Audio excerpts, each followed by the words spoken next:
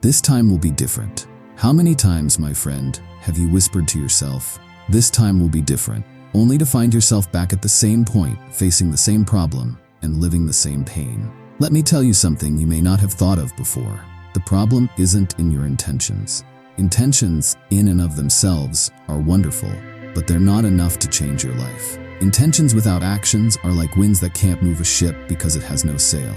Pause for a moment and reflect.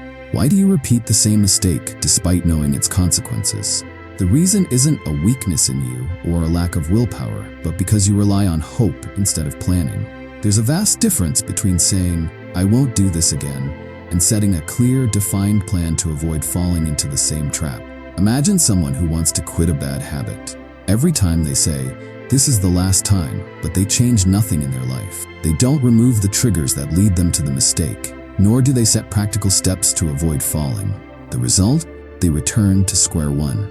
Because relying on momentary willpower without a strategy is a sure path to frustration.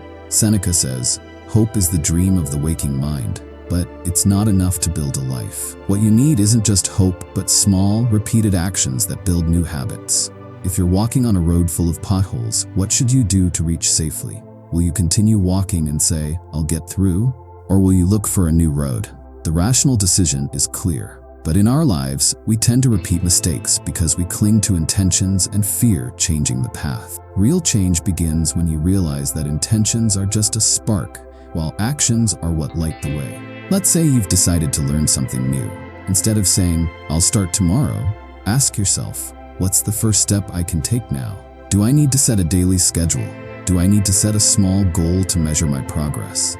The difference between those who succeed and those who repeat mistakes isn't intelligence or capabilities, but the ability to turn intention into action and mistakes into lessons. If you truly want this time to be different, ask yourself, what can I change in my approach, not in my words? Believe me, my friend, when you start thinking this way, you'll find yourself breaking free from the vicious cycle.